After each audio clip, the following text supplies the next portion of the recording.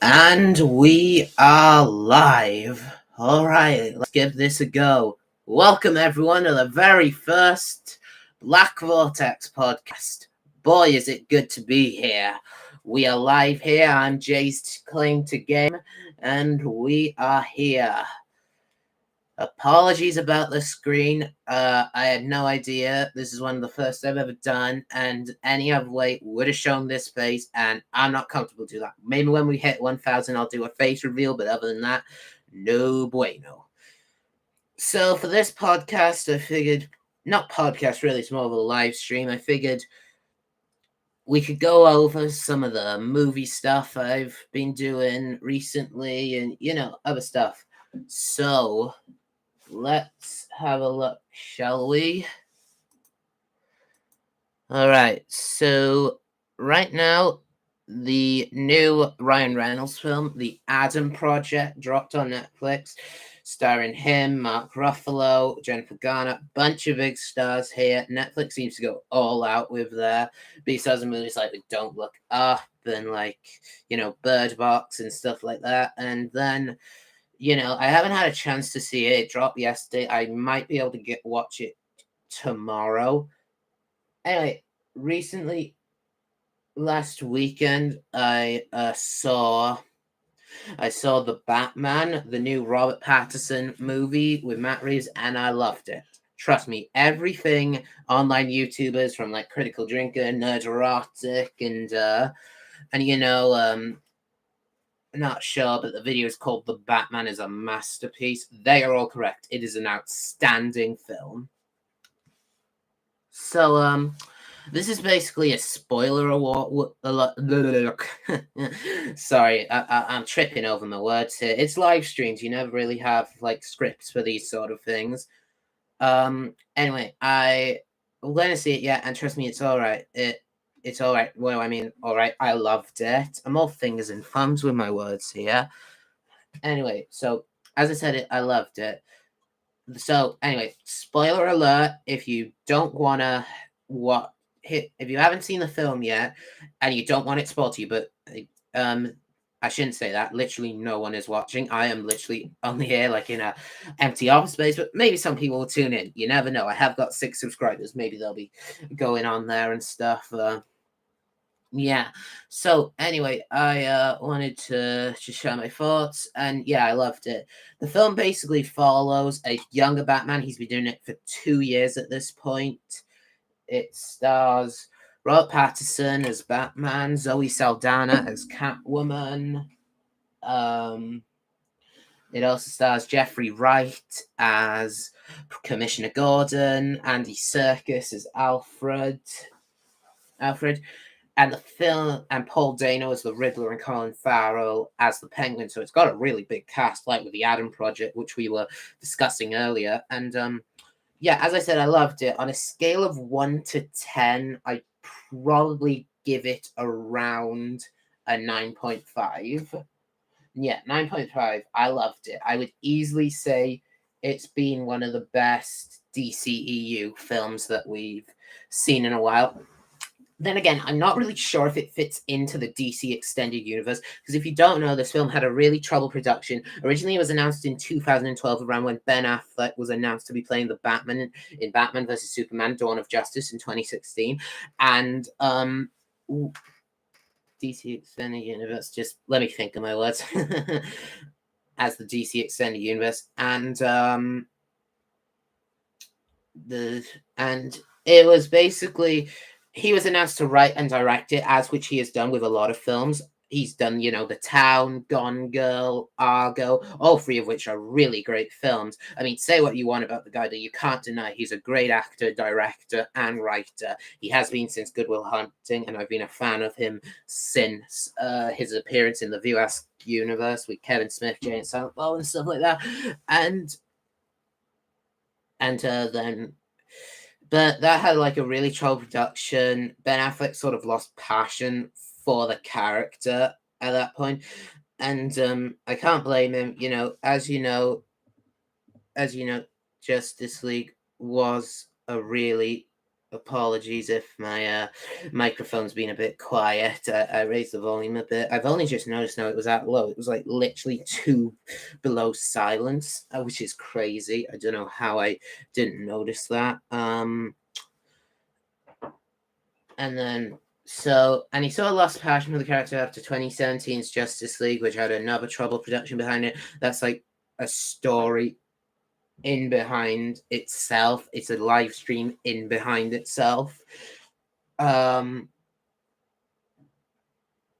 And anyway, he decided he didn't want to play Batman anymore, though he will be returning for the Flash movie, which was recently pushed back to 2023, which is stupid because I've been tired of waiting for that film. As with the Batman, we have been waiting for that film for like 10 years. It ain't rocket science, guys. Like, it's been for like 5 different directors at this point. It's been for like Rick Famuyiwa, who I best known for directing 2 really good episodes of The Mandalorian. No, 3 episodes, 2, 6, and 15, all of which were really good.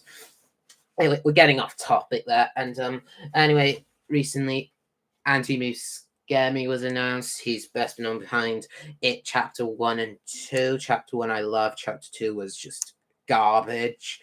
And yeah, anyway, but actually it wasn't garbage. That's a harsh word. What I mean is it was just disappointing compared to the first film.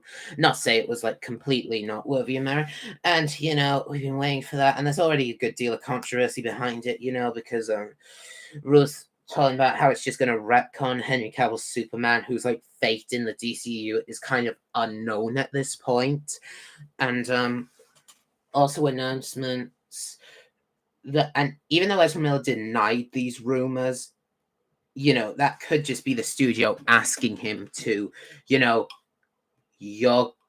if you say confirm them, we ain't gonna get the asses in the seats that we need. So don't deny it. Then we'll be making that $1 billion that we need to keep up with Marvel. Anyway, I'm sorry. I just find it kind of crazy that over the course 2022 and 2023 movie season, we'll be getting 3 Batmans in the DC film universe. We'll be getting Robert Pattinson as young Batman, Ben Affleck as middle-aged Batman, and it's not actually been said if the Batman is a part of the DCEU for me, because when it said like it would be like Batman in his first years, I thought, oh, okay, so it's going to be set like in the late 80s, in the early 90s, but with this they have like phones, social media, all that stuff, which makes it look like it's set in like this time period. And so that's sort of it. Are they trying to retcon Batfleck out of the DCEU, which is, I'm not sure what to think of there. And but still, and yeah, so I'm not sure what's that about. And then anyway, back to the actual review. Sorry, I went on a bit of a tangent there. Loved it. 9.5 out of 10. So most of the sequences are absolutely outstanding. The cast are brilliant. Robert Pattinson, I always had a lot of faith in him, considering the fact that he has proven himself to be a very good actor since Twilight. 2010's Remember Me. He's been in great stuff like, The Lighthouse, High Life, stuff like that. And you left, and it's that point you left like, damn, this guy sort of got screwed over, because that sort of imprinted on his entire career.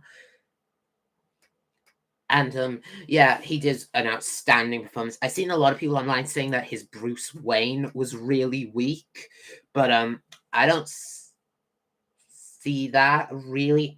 This isn't like the billionaire playboy philanthropist that we see in like the animated films or the Christopher Nolan Dark Knight trilogy. This is like this is Batman pretending to be a member of society.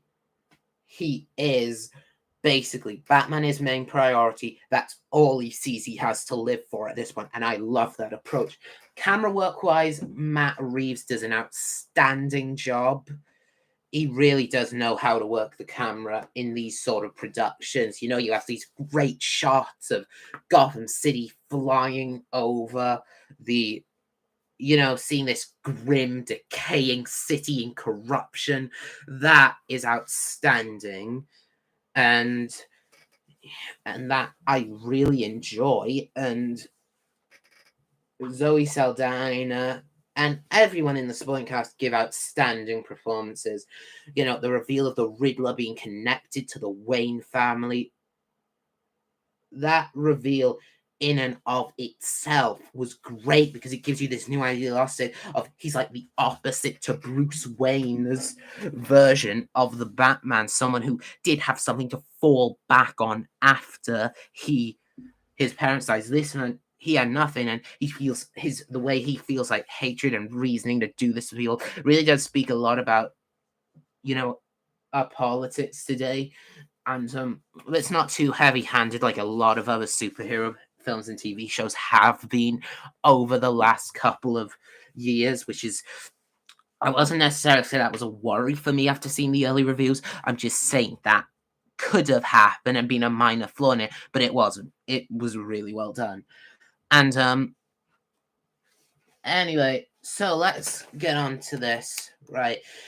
And, as I said, Kamala, my only one complaint is that, the plan of the Riddler flooding Gotham and stuff like that, it didn't really work for me per se, as in terms of a final plan. But, the part where Batman finally gets recognized for the hero that he is, that part really made up for that part and sort of saved that entire third act for me. And the way he sees how he should be approaching crime fighting and the different views, that was a really well done bit. And you can only tell they're setting up for a trilogy in this film, much like Batman Begins was back in 2005. But it doesn't take over the whole central, like with The Mummy in 2017, where that felt like, okay, we need to set up a cinematic universe. We'll do that now. Maybe we can make a movie in between all this. That was just like, setup after setup after setup.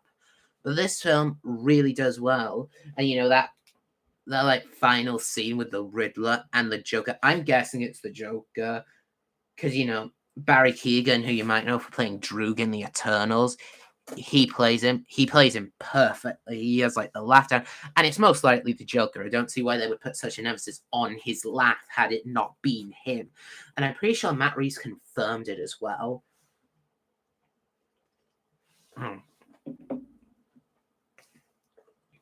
Sorry, just took a big sip of my Dr. Pepper here. Got my Dr. Pepper, my phone charger, my AirPods in, my lighting up the keyboard, trying to readjust the color here, and I don't know, why did I just take a screenshot?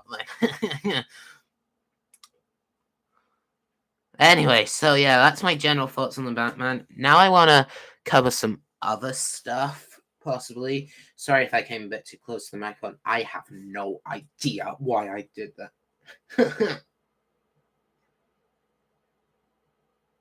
And yeah, so other stuff I wanted to talk about, I'm not sure now. Actually, no, this is sort of an improvisation, Black Vortex, all that stuff. Again, apologies about the screen. Like, I don't want to show my face on camera. There are a lot of creeps in the world nowadays.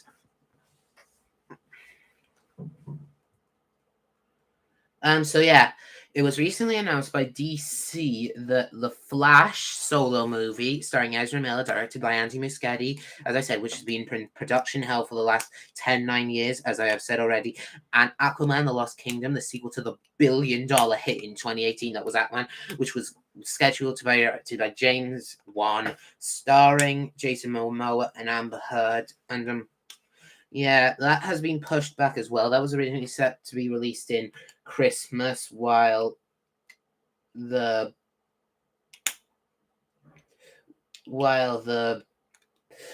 Flash was set to be released, I think November 4th. I'm not sure. I'm not sure if they've announced the new release dates of it yet.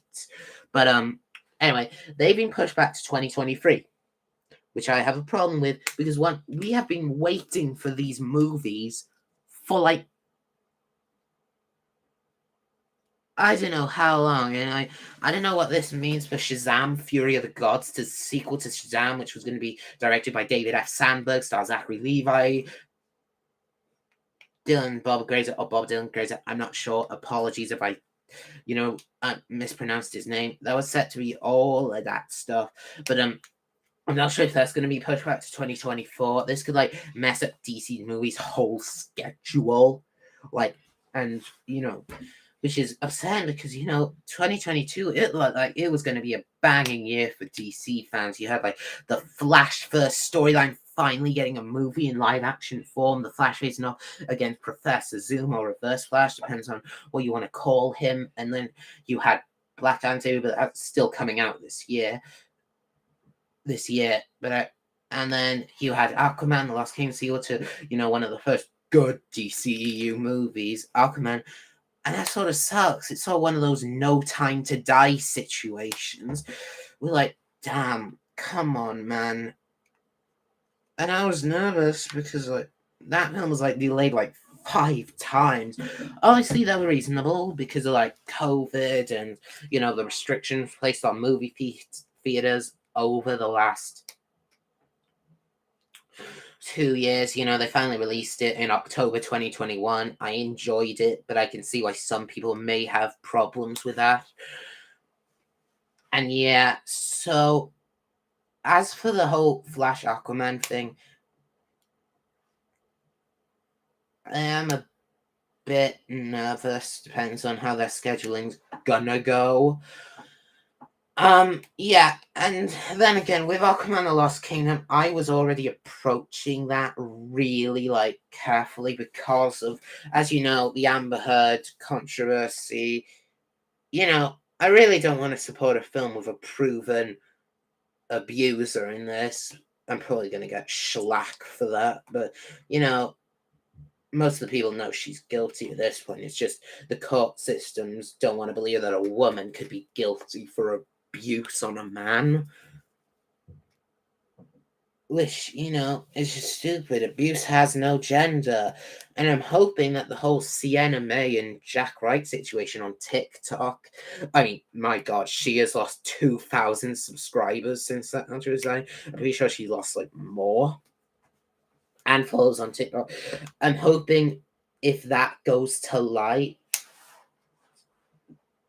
then this might cause people to reevaluate the whole Amber Heard Johnny Depp situation, which I am hoping for, because we don't need to see an innocent man have his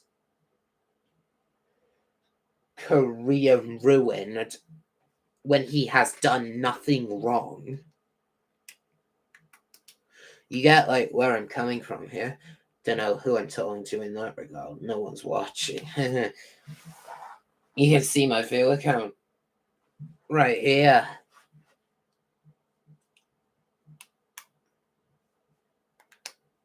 And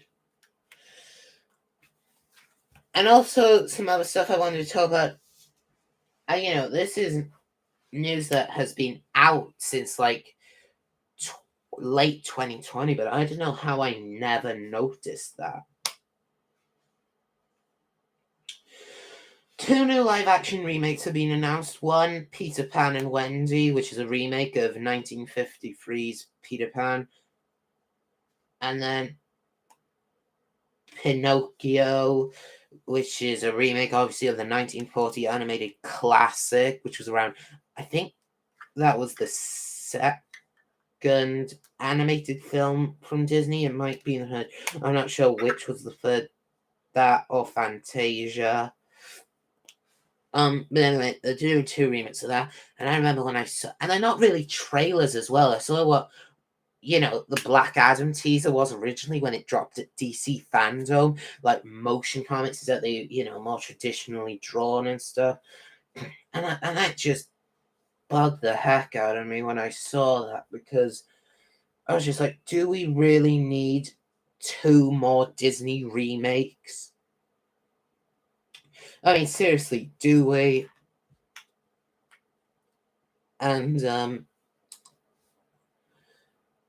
yeah, that's really weird for me as well because like, I thought Disney would have learned this lesson, and I am hoping that they're good. I'm hoping that Disney have learned from their mistakes and like, do a unique spin on them, but not make them too different so that fans of the original will be weird. Will be like, will be just like, damn, this is not a worthy adaptation of my favorite animated film of all time. I do not know where I'm going with my words there. And anyway, so I'm just like, and they're from two directors I really like. Peter Pan and Wendy is from David Lowery, who I've loved. I've been a fan of since, A Ghost Story, The Green Knight. I love those films. And Pinocchio is from Rob Zemeckis, who a lot of people know is one of the greatest directors of all time. He's done films like Back to the Future, Castaway, The Walk, all that stuff. They are great films. And if those films are bad, it'll pain me to bash them because I will probably do reviews of them when I release. And also, they're being released on Disney Plus because I'm just like, maybe that Disney, why aren't Disney giving them theatrical releases? Recently on Disney Plus, they aren't going to make as much money as they could have done when releasing them on Disney, which is like weird. And maybe that shows Bob Iger doesn't have as much faith in them as he would have liked, but that's purely speculation on my part. But previous adaptations have been from directors I really like. Lion King, from Jon Favreau, Cinderella, from Kenneth Branagh, who I love. But that film was actually pretty good, so I don't know where I'm going on that.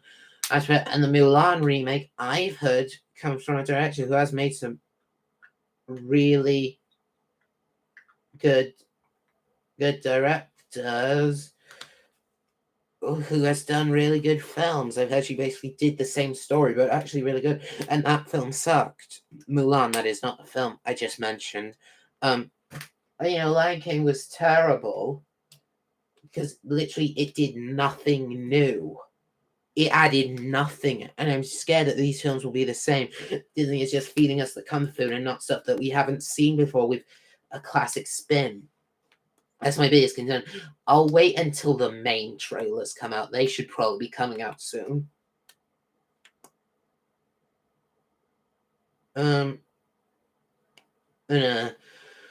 Anyway, so that's basically my general thoughts today. I really hope you enjoyed the podcast, to whoever's listening right now, or the live stream, depends on what you want to call it. Be sure to like the video and subscribe. It is really appreciated. Shows your support for the channel. This is a relatively small channel, so anything will be really appreciated by me.